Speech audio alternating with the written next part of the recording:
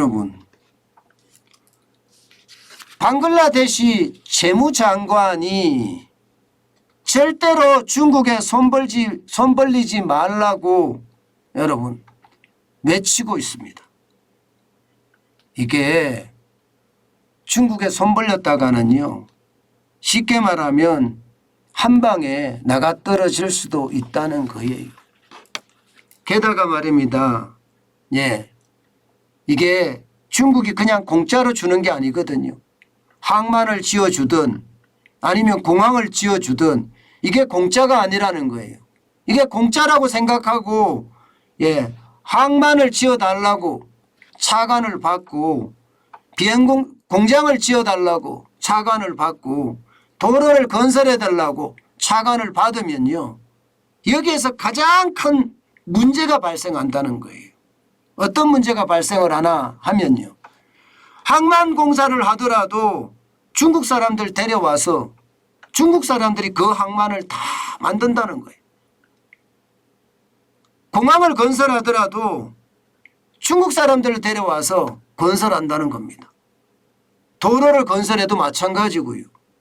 그러면 예, 방글라데시에 항구를 짓는데 방글라데시 사람들을 써야지 이게 쉽게 말하면 방글라데시의 경제도 돌아갈 거 아니에요.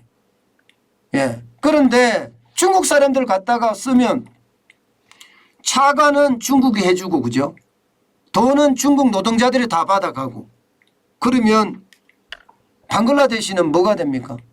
방글라데시는 이게 쉽게 말하면 바보 되는 거죠. 바보 되는 거죠.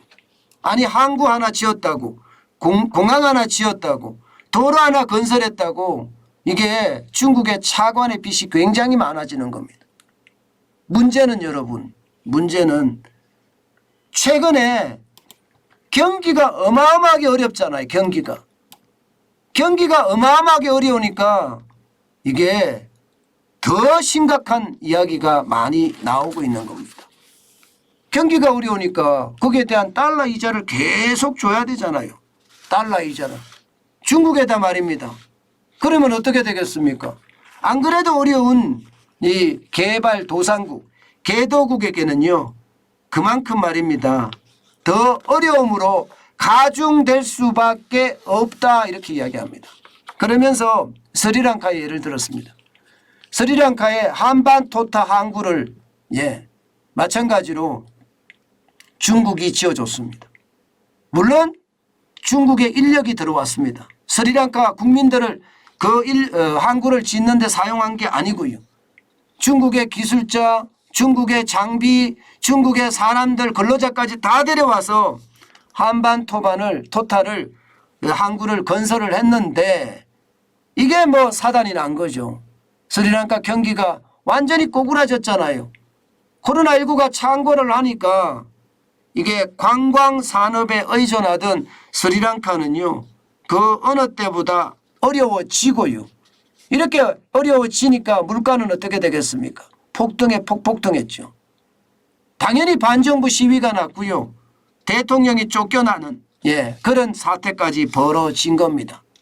대통령이 쫓겨난. 예, 그만큼 말입니다. 나라 최대의 위기가 된 거죠. 결국 말입니다. 예, 지금 스리랑카 이 나라는요, 국가 부도의 나기에 이르렀습니다. 방글라데시는 바로 방글라데시 재무장관 바로 이런 것을 지적하는 겁니다. 이런 것을. 문제는 여러분, 중국의 1대1로 사업 말입니다. 중국의 1대1로 사업이라는 게 여러분도 알다시피 실크로드를 다시 재현하자, 현대판으로 만들어내자 하는 게 쉽게 말하면 예, 1대1로 사업입니다. 시진핑 중국 국가 주석이 예, 이거 시작을 해야 된다. 중국의 어떤 예, 이게 세계 경쟁을 가져가려 그러면 실크로드를 현재에서 재현해야 된다. 이런 예, 어떤 상황의 제안에 지금까지 이렇게 하고 있거든요. 보시는 것처럼 말입니다. 해상 실크로드와 육상 실크로드가 두 개가 있습니다. 예, 육상 실크로드는 시안에서 출발해서 예, 카자흐스탄 알마티, 우즈베키스탄, 이란, 트리키에, 모스크바, 그리고 네덜란드 노틀담, 그리고 이탈리아 베니스까지 가는 그런 코스고요. 반대로 해상 실크로드는 푸조부터 시작했어요. 베트남 하노이, 말레이시아, 인도네시아, 그리고 콜롬보면 스리랑카죠. 여기에 바로 한반토타가 있는 거죠. 한반토타.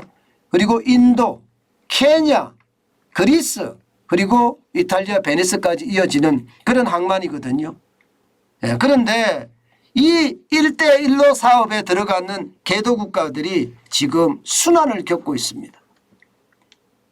지금 말씀드렸다시피 콜롬보도 망했죠. 방글라데시도 지금 사실 말입니다. 벵골만에 소나디아 항구 건설을 사실 중국이 따려고 굉장히 노력을 했어요. 이게 결국 말입니다. 방글라데시는 2020년에 이 프로젝트 자체를 무효화했습니다. 무효화했어요. 그러니까 중국에서 이거 하려고 했던 걸 무효화하고 반면에 이게 소나디아에서 한 25km 정도 떨어진 곳에다가 마타바리항을 만드는데 일본 자금을 들여왔습니다. 일본 자금을. 계속해서 이게 중국 자금을 썼다가는 결국 스리랑카 꼴이 나겠다 그런 생각에 지금 방글라데시는요 중국 자금을 쓰지 않고 일본 자금을 대신 선택을 합니다. 그만큼 반중에 대한 심리가 굉장히 커졌다는 거예요. 이제 스리랑카도 굉장히 반중 심리가 커졌겠죠. 게다가 케냐도 마찬가지입니다. 케냐도 지금 대통령 선거를 하고 있는데 가장 최대 이슈가 반중 이슈예요. 대통령 후보 중에 한 사람은요 반중을 기치로 내걸었고요. 다른 후보는 친중을 또 기치로 내걸고 있습니다. 케냐도 마찬가지로 이런 사태가 있거든요. 공항을 지었는데 이것도 마찬가지로 중국의 기술자, 중국의 인력, 중국의 장비가 와서 다 짓고 차관은 해줬는데 공항 하나 덩그마니 있고요. 결국 운영은 누가 합니까? 중국인들이 운영하겠죠. 한반토타 자체도 말입니다. 돈 못 갚으니까 결국 중국이 뺏어갔습니다. 99년 동안 이게 이 항만을 자기네들이 운영한다는 거 99년 동안 뺏어간 거죠. 결국 뺏어간 거죠. 이런 사태가 벌어지는 것 결국 심각하게 된다 이렇게 생각을 하는 겁니다. 그러니까 방글라데시의 외침이 어떻게 생각하면요.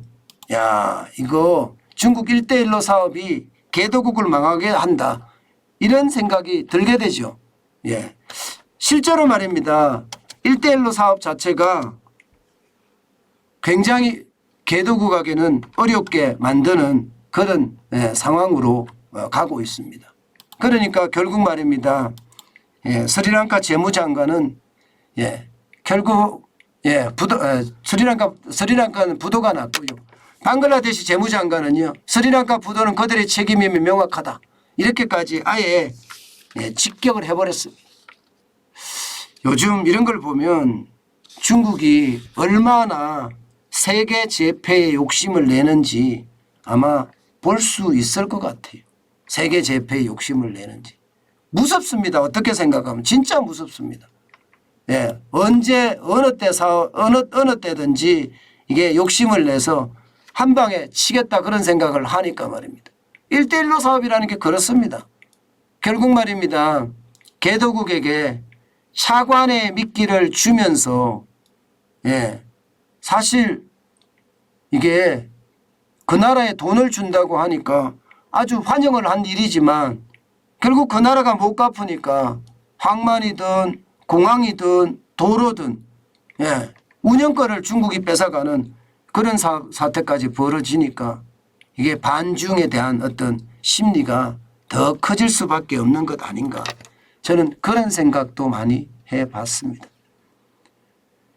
우리도 말입니다. 이 중국에 대한 경계 늦추지 말아야 됩니다. 중국이 뭐 13억 15억 되니까 큰 소비시장인 것은 분명합니다. 무조건적인 반중으로 예, 중국을 배척하는 것은 옳지 않습니다. 그건 옳지 않습니다. 우리가 이용을 할 수 있는 것은 최대한 이용할 수 있는 게 맞는 이야기지만 중국의 어떤 이 야욕이라고 해야 되나요?